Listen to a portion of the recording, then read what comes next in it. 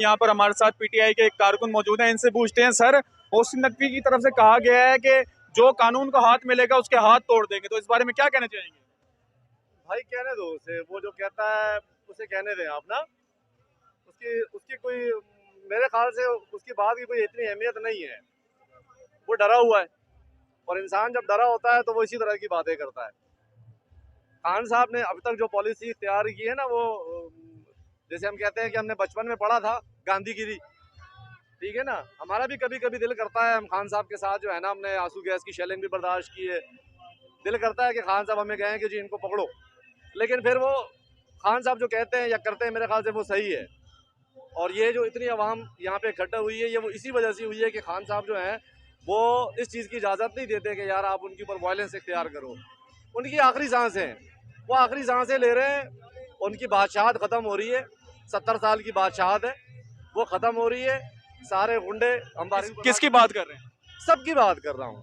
ये पीडीएम के अंदर जितनी 13-14 जमातें हैं, साथ में जो इनके हैंडलर्स हैं, 70-75 साल से जो हमारे ऊपर बैठे हुए थे, हम इनको जो है ना, इनकी तस्वीरों को देख के सलूट करते थे, अपनी गाड़ियों पे इनकी तस्वीरें लगाते थे, इनको अपना फ़ख्र समझते थे। आज 70-75 साल बाद हमारे ऊपर आया हो गया कि हमारा असल दुश्मन कौन है, ठीक है ना। आप भी माशाल्लाह समझदार हैं कि इस मुल्क के अंदर जो भी हुकूमत आई है वो इस्टेब्लिशमेंट की मर्जी के बगैर नहीं आ सकती। तो ये भी उन्हीं के बच्चे हैं, बगल बच्चे हैं। तो आखिरी सांसें ले रहे हैं, और आखिरी सांसें ले रहे हैं, इस वजह से ये धमकियां दे रहे हैं। कभी शेलिंग करते हैं, कभी जो है वो लोगों को उठा रहे हैं। आज कल रात से ऑपरेशन शुरू है, 2000 के करीब इन्होंने वर्कर उठा लिए हैं। कोई फर्क नहीं पड़ता। ये जितनी आवाम आ रही है ना, मैं सिर्फ अपनी आवाम से ना अपनी आवाम को एक पैगाम देना चाहता हूँ कि हम लोग औरों की मिसालें देते हैं। हम बचपन से जो है ना वो ईरान की इनकलाब की मिसालें देते हैं, हम फ्रांस का इनकलाब हमने शायद पढ़ा भी ना हो। थोड़ा सा पढ़ें, इनकलाब फ्रांस के मुतल्लिक पढ़ें, ईरान के इनकलाब के मुतल्लिक पढ़ें। हमारे यहाँ पे हर दूसरा आदमी जो है ना वो दिल के अंदर इस निज़ाम से मुतनफ़र है, लेकिन निकलता नहीं है। हर दूसरा आदमी कहता है कि यार मेरे से क्या होता है, मेरे निकलने से क्या होगा। ओ भाई, आपके निकलने से ही सब कुछ होगा। आप सिर्फ घर से निकल के चौराहे तक आ जाओ, बस। कुछ मत करो, ना आप किसी पुलिस वाले को डंडा मारो, ना किसी फौज वाले को डंडा मारो, कुछ भी ना करो। सिर्फ घर से निकल के रोड तक आ जाओ कि भाई मैं इस निज़ाम से जो है ना वो तंग आ चुका हूँ, मुझे ये निज़ाम नहीं पसंद। जहाँ पे सिर्फ जो है ना ये जो निज़ाम है ये बेसिकली अंग्रेज़ों का छोड़ा हुआ निज़ाम है, और हम अभी तक जो खान साहब कहते हैं ना हकीकी आज़ादी, उन्हीं के निज़ाम पे चल रहे हैं। वो हमारा जो है ना जो सूदी निज़ाम उन्होंने हमारे ऊपर नाफिज किया हुआ है, अमीर से अमीर तर गरीब, गरीब से गरीब तर। अच्छा, अभी आपने कहा कि जो भी हुकूमत आई है पाकिस्तान के 75 साल तारीख में देख लें तो वो स्टैब्लिशमेंट की मदद से आई है, तो क्या 2018 में इमरान खान की हुकूमत भी स्टैब्लिशमेंट की मतलब? मैं भी ये अक्सर लोग कहते हैं, अक्सर लोग जो हमारे दोस्त यार हैं जो हमसे कहते हैं कि यार खान साहब को इन्होंने लेके आए हुकूमत में। मेरी 45 साल उम्र है, मैं 40-42 साल तक इस इदारे को फख्र समझता रहा अपना, ठीक है ना। मैं इस इदारे के साथ बड़ी मोहब्बत अकीदत रखता रहा, तो मैं भी ट्रैप था, खान साहब भी ट्रैप हो गए होंगे। हर इंसान से गलती होती है, ठीक है ना। बड़े बड़े हस्तियों से, क्या हमारे माँ बाप हैं, जब उनसे खान साहब खुद भी कहते थे, एक तकरीर में उन्होंने कहा है कि यार माँ बाप से जब गलती होती है तो वो कोशिश करते हैं कि हमारे बच्चों से वो गलती ना हो। तो अगर मैं या पूरी आवाम 40-42 साल या 75 साल तक ट्रैप हुई है, तो वो एक शख्स अगर हो गया, लेकिन यही बात तो मियाँ साहब भी कहते थे ना। जब मियाँ साहब को उतारा था, मियाँ साहब ने क्या कहा था, इसी स्टैब्लिश के मुतल्लिक उन्होंने कितने खुल्लम खुल्ला जो है वो अपनी बात का इजहार करते थे कि यार मुझे इन्होंने उतारा है। तो अगर खान साहब उनकी मदद से आए भी थे, मुझे नहीं पता, अगर आए भी थे, लेकिन खान साहब को उन्होंने कुछ करने नहीं दिया। खान साहब उनकी असलियत समझ गए। आज खान साहब उसी निज़ाम के खिलाफ खड़े हुए हैं।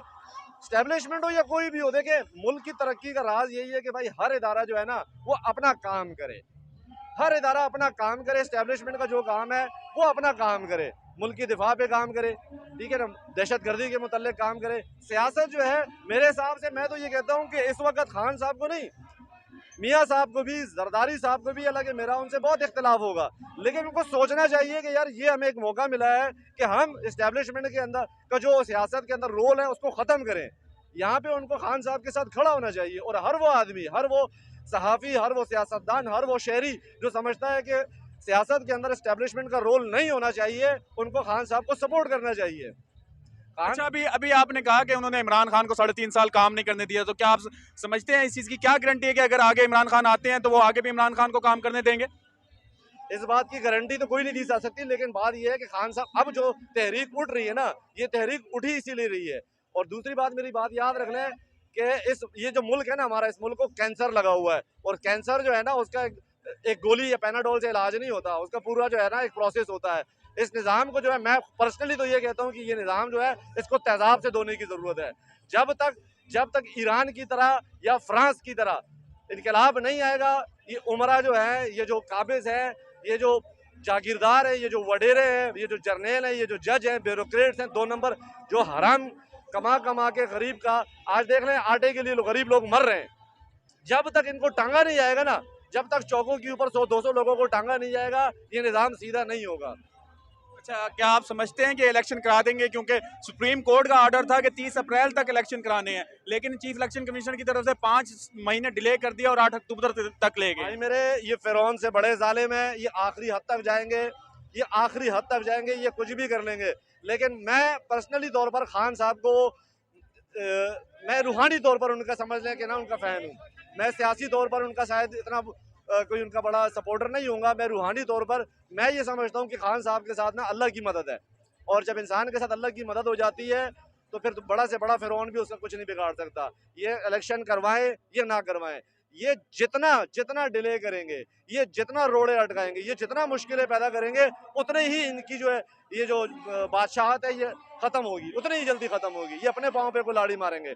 आप इस बात का सबूत देख लें कि खान साहब के मुकाबले में जो आया, अल्लाह ताला ने उसे बेइज्जत किया, और ये इनकी उल्टी गिनती शुरू है इंशाअल्लाह। ठीक है जी, बहुत शुक्रिया। जैसा कि आपने देखा कि इनका कहना था कि इस निज़ाम को तेजाब से धोने की ज़रूरत है। इसी के साथ अपने मेज़बान मीसा अब्दी को दीजिए इजाज़त। अल्लाह निगहबान।